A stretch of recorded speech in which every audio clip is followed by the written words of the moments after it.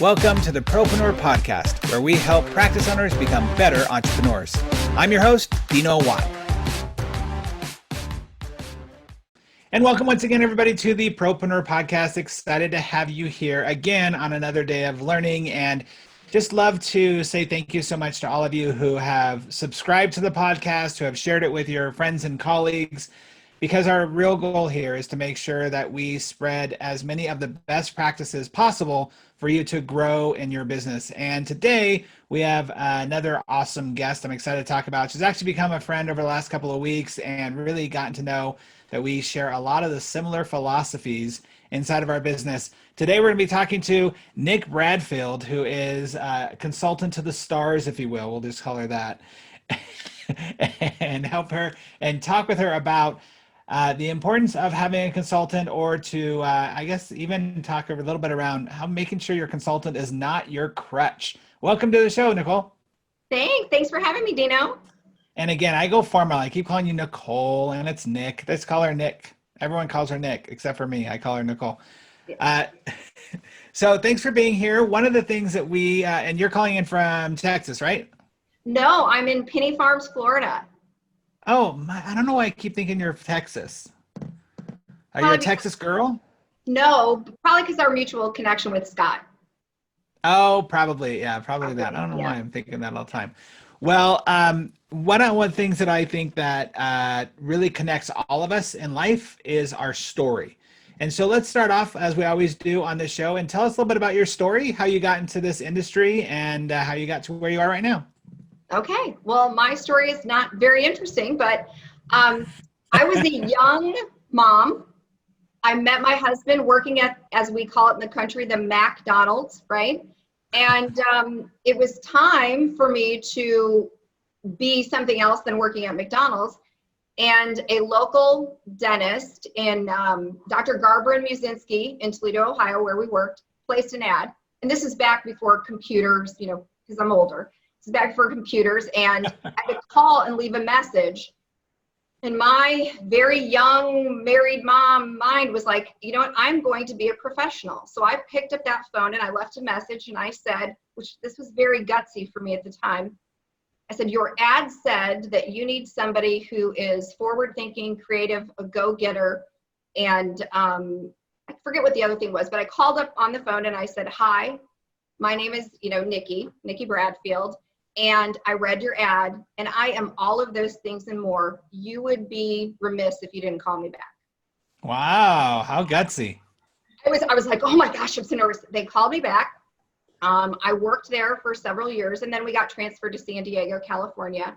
And I went to work for a dental group where I met Dr. Marth Rothstein, the guy that did my braces. And it was a dental group back in the 80s. Before dental groups were like well thought of, you had all the specialties. The orthodontist came in a few days a week. He straightened my teeth, and I fell in love with orthodontics. But I didn't stay in orthodontics. I ended up working for a couple of Navy dentists who started their own practice and stayed in the reserves because the interest rates were so high in the 80s. A lot of them did, military and then did their own thing. And I met a really great orthodontist who introduced one of the doctors I worked for to his wife. His name was Bud Rubin. And a lady worked for Bud Rubin who was starting her own consulting company. And when I was getting relocated to Washington, D.C., she had a client there who needed somebody to run his office. She negotiated my salary sight unseen. He hired me, never met me. And I started there. And I was there for 17 years. And ended up owning 49% of the practice before I left. So, that's a long story short, but it ended up being a really mutually beneficial relationship. And I worked for the consulting company consecutively while I ran that office, and then for a while afterwards.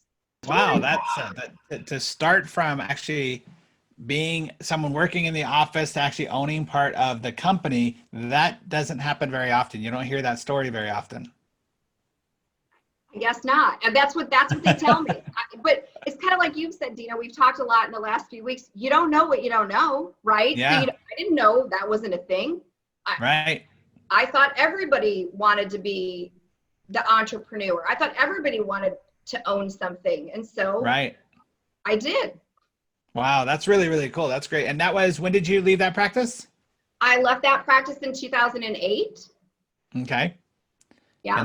And then you were working as a consultant. You stopped consulting for a little bit, and then now you are, like I said, a consultant for the stars. I think it's funny because you do something that not a lot of people do, and this is one of the things that really attracted me to having this conversation is the fact that I think there's a mindset in almost all consulting, not just our industry, but in many a lot of consulting, that the more clients, the better, right? Right. Like you're collecting medals, or like you're Navy, Navy pilot that has the little things on the side of the plane, how many you shot down, right?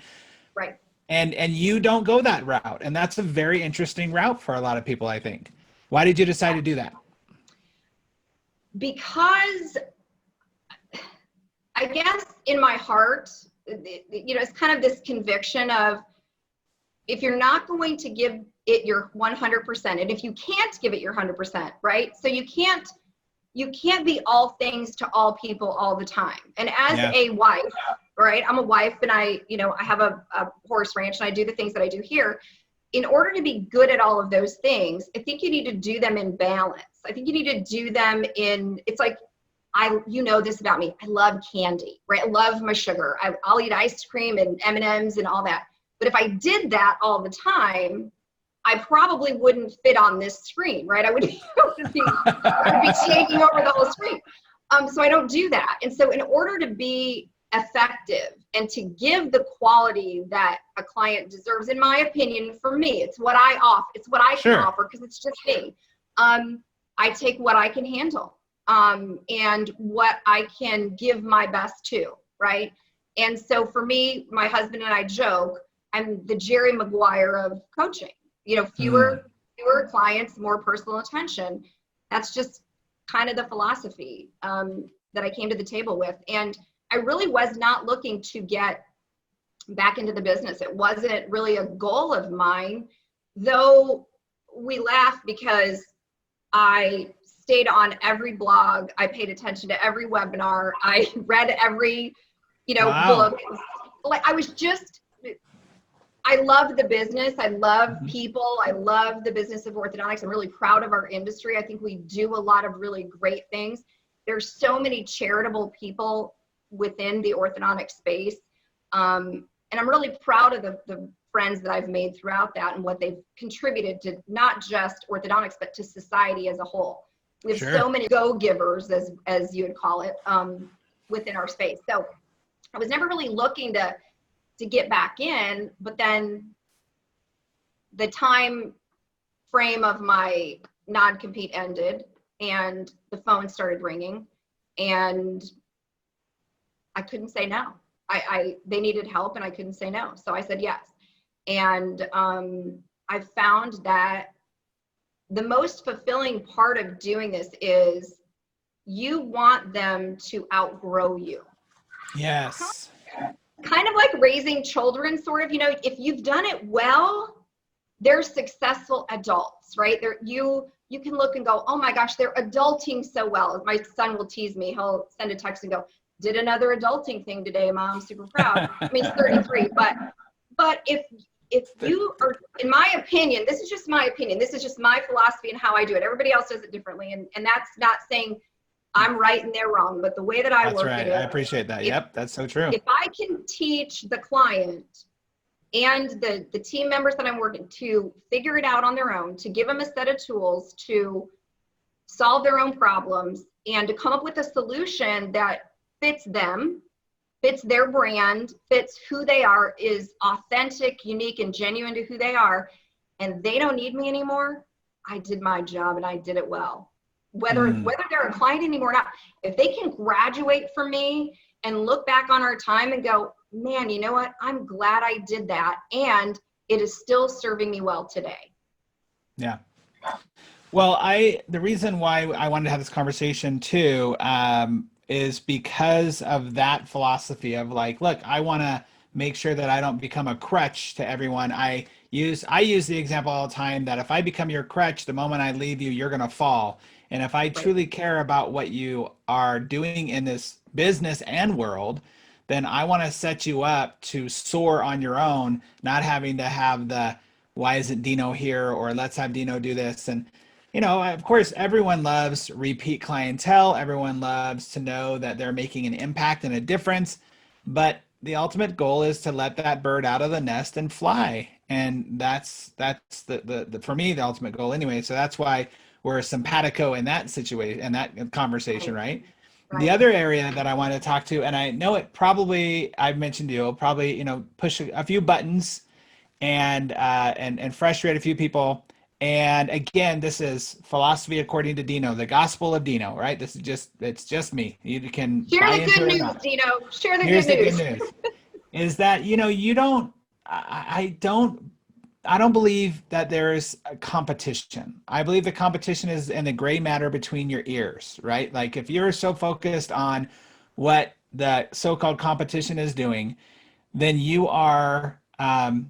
don't know who your ideal client is. You don't know what you should be doing in your business, and you think that pushing them down is going to build you up. I use a saying a lot, right? That says it's from a mentor of mine who says there's two ways of building the tallest building in the city.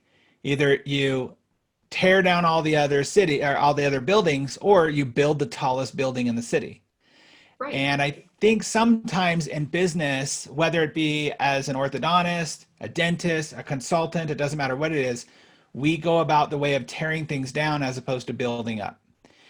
And we do that through the fear of competition. We do that through exclusivity. I can't tell you how many times I've had people come to me and say, so if I hire you, then I have you exclusively, right? I'm the only person in my city who can hire you. And I'm like, why are you trapping my business to less? Like, no, that's not okay. Like, you can't control my business that way. But you've been around long enough to see some evolutions. You've been around long enough to see some Right. different scenarios. What do you think about that, about this idea of competition, exclusivity? Yeah. Well, to not to sound crass, but I think it's crap. Um, Mm. I mean, here's the deal. I can give you a coaching. I can give you coaching, but everybody's different, right? Like, so Dr. Smith is different than Dr. Jones, who's different than so and so. Even if they're in the same city, um, if you're creating custom solutions, which is what I do or what we do, and we're coming up with something that's specific for that doctor, that matches that doctor's brand, that doctor's personality, the vibe of his office, the culture that he's got going on. I'm not going to go to Dr. Jones down the street, who's a totally different person, and give him the same thing. So I don't have a playbook manual where I go, okay, these are all the things that you're going to say and do. Here's the Bible. Follow the Mhm. Bible to the letter, and you're going to be successful. Because I really think people in this day and age want real. They want authenticity. They want somebody genuine. They want somebody vulnerable. If you make a mistake in your business and you don't say, you know what, we screwed up. I'm sorry we screwed up. Let me make that right for you. And you're vulnerable enough to do that, then I think that you're making a mistake. You're doing yourself a disservice, and you're also not honoring the intellect of the person that you are, quote, bamboozling by not telling them the truth, if you know what I'm saying. So Mhm. talk your way around something rather than just addressing it and saying, hey, I did a thing. So sorry. We don't know how this happened. Let us make it right. People respect that kind of level of vulnerability and honesty. And I think as coaches and consultants, we need to be able to help people be more authentic, more genuine, more vulnerable, because people actually appreciate that. And when you're reading you and I have had this conversation before, when you're reading scripts, and I'm not anti giving somebody a script as a baseline to start, right? I'm Right. not anti going, this is what I might say, but why don't you read that and tell me what you hear? Because how someone else speaks isn't how I speak, right? Mhm. So that person may take those words and they're their own and they're comfortable with that. Then use those words. Use those words that fit you, that are true to you. And so, you know, not being exclusive to me, first of all, would an orthodontist ever ask a patient or a referral source going, Right. you know what I mean? Why would they try to limit what we're bringing to the table? Now I can honestly tell them, I'm not going to create for someone else what I've created for you, because you're a whole different entity. And I can honor that. My integrity is there, and I can make that promise to them. And I think that they all know I'm not going to do that. But I also think you limit yourself, you limit that office. And, you know, in some respects, why would I want to hold that doctor hostage too? Because if he wants to only work with you, isn't he going to have to pay a higher price to prevent you from working with other people? And wouldn't then he feel like if he let you go, then you would go? Like, do you see where I'm going with that? I don't see where that benefits either party. Yeah, I look at it as a marriage, right? Like, I don't want to make my wife feel like she has to be with me, right? That she's hostage to being with me. I'm sure sometimes she feels that way, but I don't want to make her feel that way. Right. But when it comes to business, look, I look at myself, I'm one book and a library of resources. Right. And I would never go to somebody and say, okay, here's the only book you should ever read. And this is the only tools you should ever have. Because when I do that, if my ultimate goal is to really see that business be successful, if my ultimate goal is to help that person help as many people as they want to help and really be prolific in doing so, then who am I to hold back the opportunity for them to grow? And you know what? I've been really grateful because I've had my whole premise of my consulting is my goal is to make anything that you implement inside of your business, whether that be another consultant or another book or some seminar you went to or a software, that much better, right? And I've been very fortunate that I've had a lot of people who have come to me and said, hey, I want to coach with you, but I'm also coaching with this other person, or I'm consulting with this person. And I'm like, okay, it doesn't threaten me. I'm totally okay with that. I think it's great because they have a skill set. They have a way. Man, if I can give you 3 ways to do one thing and they can give you 3 more ways to do one thing, well, guess what? Now you have 6 ways to do one thing. Right. Yes. My stepdad was a concrete contractor growing up. And so we worked our summers doing terrible concrete. I hated it. It's the reason why I work in an office now and not with my hands. It was the worst job ever. But what I learned from that was sometimes you need multiple tools to do one job. Right. Yes. And it's okay. I want you to have a tool shed, not a toolbox. I want a tool shed of tools. Right. So I also wanted to ask you though about the idea of how do you leave a client then afterwards when you're done? How do you leave them knowing that life's going to happen, right? Whether it be a COVID-19 situation or new team members that are going to get hired, or maybe a new associate. How do you help them after? Well, Dino, you and I both do this, right? Like they can call or email us anytime that something comes up that they need it. But I always leave them with, listen, you've got this. I know you've got this. And if you ever want to bounce anything off anybody, you know my number. You can call, text, or email me anytime. Most of the time, I'll get a call, text, or email. And I did it with a client this week. And she said, I did these things. And I said, and that's perfect. You did it perfectly. Proud of you. Good on you. Keep going. And I want you to share those successes with me. Now, depending, right? They may graduate from me. And I know we've had this conversation before. If you want to play pro baseball, you start at T-ball and you work your way up. You don't have the same coach the whole time to get to MLB. You just don't. Right. You don't go from T-ball to Detroit Tiger. You have a lot of steps along the way. There are different skill sets and different coaches at different levels throughout that. There is no reason why you can't learn one thing from one. And as you develop as an entrepreneur, as a leader, as a business owner, as an employee, that you don't continue to grow and go up that ladder with different coaches. I have a client right now, and it's time to move on to the next coach. My skill set for what is next for them, it's not my bag. It's not my bag. It's somebody else's bag. And I'm going to refer them over and say, you know what? I love you. We'll always be friends. If something happens in the future and you need me, I'm always here for you. And it's time for you to now move to this level with this person and to level up. And I am not the be all, do all, end all to orthodontics. I don't know everything. I don't profess to know everything. I have a coach, and I use multiple resources for me to develop as a human and for me to develop as an entrepreneur and a coach myself. And you and I are both like avid readers and Audible, and we share book worth. And a girlfriend of mine has already like read the whole list that you left with us last week. And I'm like, dude, I'm so far behind. You're gonna have to we should just share an Audible account.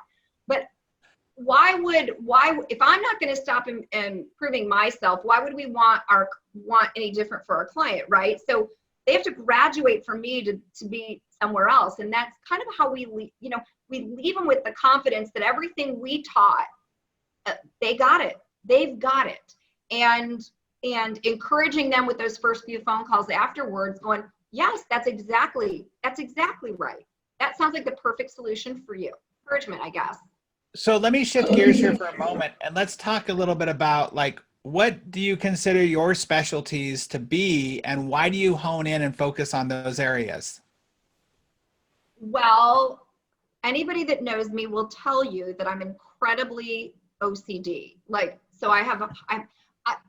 an organizational enthusiast, like I really have that. Sure, that's a phrase.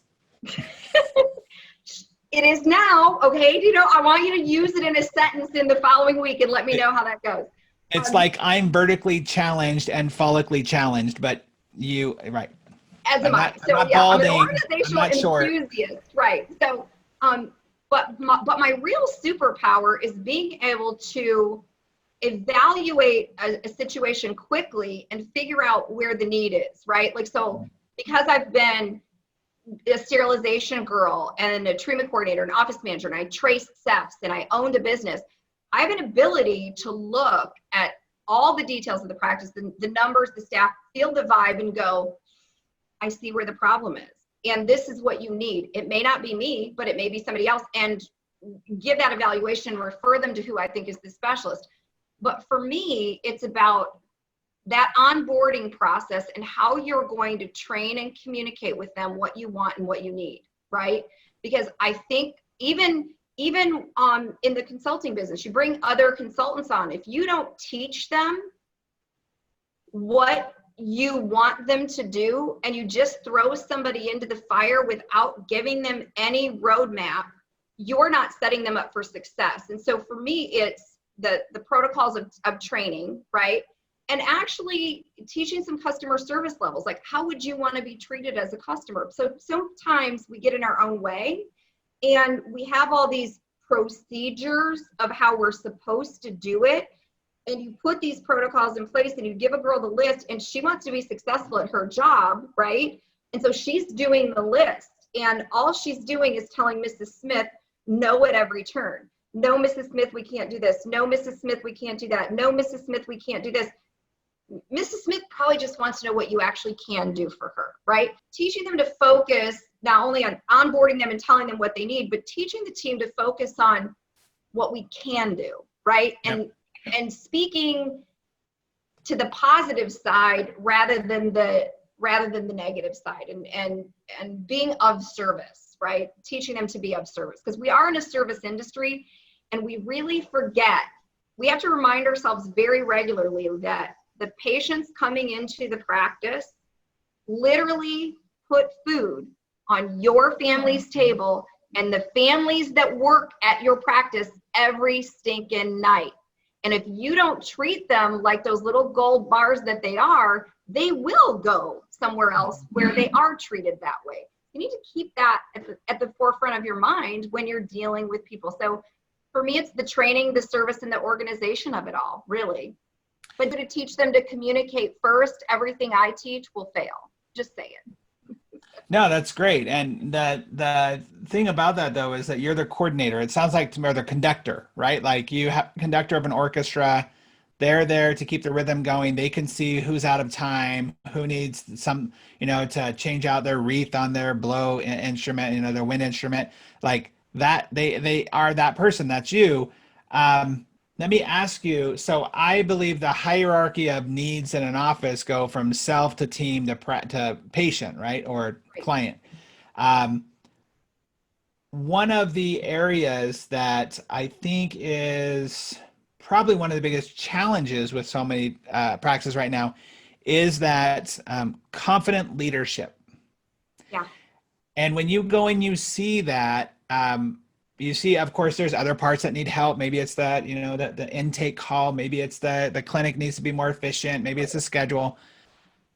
How do you relate that back to the leader? Because here on this show, right, we talk primarily to the docs, to the practice owners, the business owners. You were one. You understand the power of having a great team and the importance of leadership. And when I do surveys and I ask people on a continual basis where they feel like they're lacking the most, usually leadership skill is one of the top 3. Right. So how do you help out with that? Because I know that's got to be part of your conversation and systems in order to make everything else run well. Right. It is part of my conversations, but I will tell you this, I can't teach somebody to be a great leader.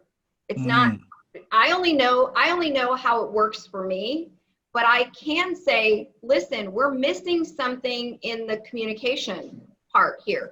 And usually, you and I both know this, being a great leader is about communication and example, right? So like, I'm going to walk the walk, not just, it's not a do as I say, not as I do. I'm going to walk the walk. So for me as a leader, this is just how I was raised. If I'm going to ask you to plunge the toilet at my office, I better be the first one willing to plunge the toilet at my office, right? I'm going to get in there and do the thing. I'm not saying that orthodontist needs to go out and take care of the toilet, but they have to be willing to get in and do the hard stuff. They can't be the guy or the girl who sits in their office, waits to be buzzed, and goes to the chair and does the thing at the chair.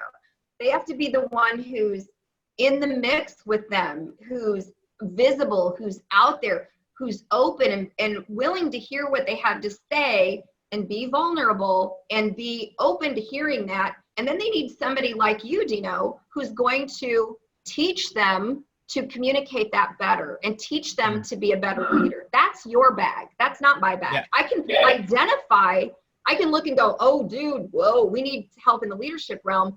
Let me hook you up with Dino or, John Maxwell or, somebody else that's going to do that better than I do. Cause I'm not the do all be all end all. What a great awareness that is. And I think it's needed more often, even in leaders in their own business, to be able to recognize what you don't know and to be okay with it. I probably said this on the show before. I had a mentor years ago who told me that their definition of humility is knowing that you are a genius at something anyone who stands in front of you is not, and that they are a genius at something that you are not. Right. And so having that ability to know that is really key and crucial. And that's what I think consulting, of course, it seems like the theme of this is really understanding your consultant, understanding yourself of what you need with a consultant, but knowing that those tools are out there for you to use. I think sometimes, and you probably come across this before, where you get the doc or the practice owner who's maybe didn't feel like they got the best value out of that consultant, or that the the not treatment, what do you call it? The program didn't work, quote unquote, for them. And so they swear off all consulting. They're like, well, I'm just going to figure this out on my own. Yeah. It's in a very interesting place to be when you swear off everything because one thing didn't work well. Well, how many times have you gone into an office, Dino, and you've heard the phrases, our three favorite ones is, I know that, right? I know that. Yes, I know Okay. that. Remember you've said, common knowledge is not common practice. I learned that from Dino Watt. That's my favorite Yep. phrase. I keep telling it to my husband. Common knowledge is not common practice, sweetie. Just saying. The other one is we tried that and it didn't work. Yes. And we've always done that. Well, we tried that and it didn't work. My question is, but did you? Because it's like buying Dino, we've said this before. Every year you and I declare we want 6-pack abs. I'm 50 something years old and I have not had 6-pack abs since I was 30. It's not going to happen. Okay. It's not right. I would like it. And if somebody would like to airbrush those on, that's great. I'll do it that way. But just buying the gym membership isn't going to give me the 6-pack abs, right? So yes. Doing the thing for a minute doesn't mean it's going to work. It's like that meme that you see that says, I have eaten healthy for 2 full meals and I haven't lost any weight yet. I'm done. I'm out. Right. So it's true though. And so we are such an instant gratification society that we're like, well, I tried it. It didn't work. Well, sometimes things take practice and maybe honing that skill. Well, maybe you tried it that time and it didn't work. Let's relook at it and see what didn't work for you. And let's mold that into something that might work for you, because this one way is just one way. And so people get in their own way. People get in their own way and swear off of things. And I think there are so many more coaches in the orthodontic space now with so many different approaches and so many different personalities. I'm a strong believer that everyone needs a coach, and that coach is different for everyone. What works for one person will not work for another, and personalities fit differently and communication styles fit differently. And I'm not for everyone and you're not for everyone. And frankly, I don't take everyone. So, everybody needs something. Everybody needs some help. And unless you're willing to get vulnerable and admit that you need that help, I don't think that you're really going to get to the level that you could get on your own without those outside eyes. I will tell you this, the years that I had our practice, we had outside consultants come in all the time, and they weren't just from the company that I worked for. They were other consultants, and I won't name them on here because I don't have a right to, name them, but we had other groups come in and we used different marketing programs. We used different intake programs. We used different programs, and we needed outside eyes. Even though I went to other practices and taught them what to do, we needed a set of outside eyes to see us objectively and clearly, because you start owning that baby, right? And you don't want anybody calling your baby ugly, right? You don't want anybody calling your baby ugly, and you get really protective of that baby. And so having someone come in and be able to go, I know and I know you've always done it that way, and I know you tried this, but it didn't work, but let's relook at those things, right? And we all need that, I think. Yeah, in the book, The Road Less Stupid, Keith Cunningham, he talks about how, you can't smell your own breath. You can't see your own golf swing. So you need to have that outside person be like, dude, you need a mint, right? That doesn't mean you're a bad person. It just means you can't smell your own breath. And I think for me, if this conversation had a theme at all, it would be about, man, just realize that starting with any consultant that you feel comfortable with, that you feel can help you with, is a good path. Finding out how you can expand on that and add the tools as you go along, as you see what's needed, that is going to be your key to success. And right now, as we're all coming out of this like kind of COVID situation, to recognize that you are going to go so much faster, further if you do it with other people who can point out things that maybe you hadn't seen before. It's worth the investment of your time and your money to do so. And I agree with you. I believe in having coaches. I have a health coach, I have a fitness coach, I have a business coach, I have a business mastermind that I belong to. And I spend a lot of money when it comes to resources. I spend a lot of those resources, financial resources, Right. and time. As a matter of fact, today, all before we got on this call, I've been on a group program with 1,500 people learning about how to do virtual events better because I need those coaches to point out the stuff that and by the way, I'll say this, I have a total ego around like myself of, oh man, does that make me look bad if I say I don't know that thing? Or I have to admit that I'm not an expert in that thing. And so my natural person, because I'm a middle child, right? I'm always fighting for whatever. That's it. As am I. Yeah, There I'm always it fighting for like, I want it. There it is. is. And yet I've had to really learn and grow the muscle of it's okay to say that I don't know. And it's Right. okay to admit that I am not the expert in that thing. And it doesn't make me any less valuable. It actually increases my value to be able to say, I don't know. And so I hope docs can really get that place who, we know that docs they worked hard. They're the top of their class. They've fought to get to where they are. And sometimes it's hard to say that. And so I hope that they got that from this conversation, that it's okay. It's okay to Yeah, do that. it's So, okay. It's well, okay. Nick, you're always just a plethora of information and fun to talk to. We've gotten to the point of our show where we do our 6 rapid fire questions that you can answer, and Okay. we can get a little bit more knowledge from you. Are you ready to play? I hope I know the answers. Yes, I'm ready. Is there a I buzz? hope Is so. like there a timer? Like, do I need to hit is there a buzzer? Like, do I need to? We're not asking for your thesis on anything, but yeah, just like no, I'll let you know if we cross that Okay. line. All Okay. right. What is the one tool or resource that you believe private practice owners are missing inside their practice to be successful? Leadership. Just straight leadership, being better leaders.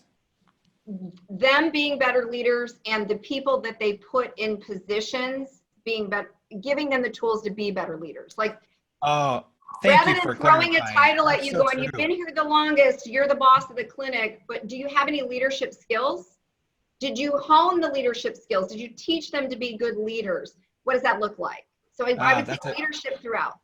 that's really so good. I'm so glad that we clarify that because it's not just you as the owner as the leader, but leadership inside. I call Right, everybody in the practice a leader in embryo, and we just right, want them to grow to be full grown leaders. Yeah, that's great. right.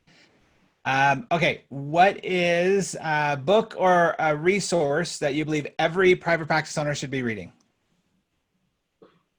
Would I be wrong if I said hire and fire like a boss, Nino?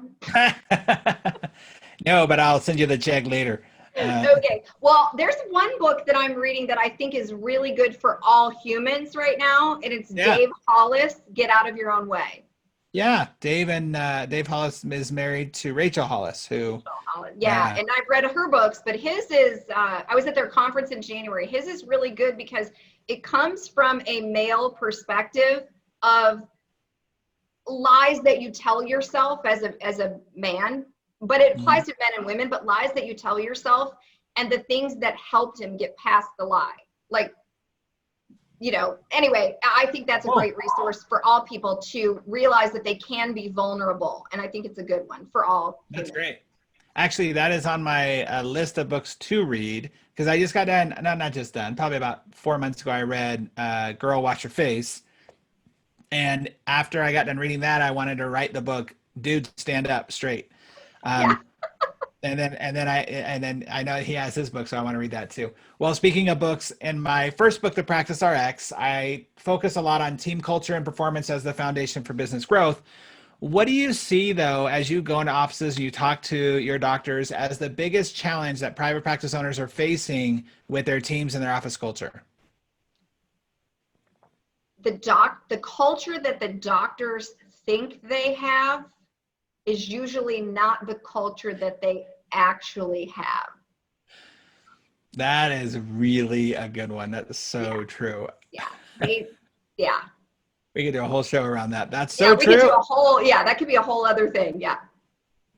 It's very true. It's funny because I send out surveys typically right before I go out to an office, and typically I'll get doctors who will like argue with the results, and I'm like, it's a Yeah. blind survey. I like they're just telling you their raw data. All right, so I'm going to put up on the screen for those of you that are watching through the YouTube channel. I want to put up Nicole's information here, but for those of you that are listening, Nickole, how can people reach out to you if they would like to ask you a question or find out any clarifications of conversation that we had here? Well, they can email me at NickeyRay67@gmail, or I'm going to do something unprecedented. They can text me at 904-610-6714. Company's OTG, Custom Coaching Solutions, because we are off the grid. I just had to change my thing for some reason on my overlay. I had Brad Nicky Ray for whatever reason. Hey, Brad Nicky. That person may want some business, so go ahead. Let's see what they get. Make sure it's Nickey Ray 67@gmail.com. Okay, what's the best advice that you've ever received in life or business? In life, from my dad, never let the way someone behaves towards you change who you are. Best advice. Best dad and best advice. Yes. So hard sometimes. That's really, it's good. It's good advice when it's really hard, when you're like, crap. Hey, doing the hard stuff, but we can do hard things. It's okay. Yeah, it's okay. Very true. So what's the best resource or tool that you believe every private practice owner should be using to grow their practice? Right now, currently? Sure. Currently, I think every single one of them should have some sort of virtual platform for current patients, new patients. I feel like, this whole COVID thing gave us an opportunity. It pushed many of us forward into something we didn't know we always needed, right? Yeah. And people are seeing the convenience of, my parents are doing doctor visits on, doxy.me. They're checking in with their physicians, and my parents aren't exactly techies, but they're doing these virtual appointments. And so, busy moms, busy people, how great that you could do this from the comfort of your home in your pajamas if you wanted to, right? So if you're not doing some sort of virtual appointment, communication, et cetera, with your patients, you're missing the boat. I totally agree. Love it. Well, Nick, thank you so much for your time and your wisdom and sharing such great nuggets of knowledge for everybody listening on the show. I know that as people listen, I've heard back from them and talk about, it's so entertaining and I get so much out of it. And I always love having guests on who are really going to give great value, even if it's a matter of like, oh, that's a thought I hadn't thought about before, or that's another way of thinking about it. So I really appreciate it. Thanks, Dino. Thanks for having me. Absolutely. And everybody for listening, again, thank you so much for supporting the show by subscribing to the show and sharing it with your friends and colleagues. As always, our goal here is to send out the best practices possible for you to grow your business. And our hope is that you will always be more proactive, productive, and profitable in all areas of your life. We'll see you on the next episode, everybody. Thanks so much again for listening to the Propreneur Podcast. We really appreciate your support. If you haven't subscribed already, please make sure you do so.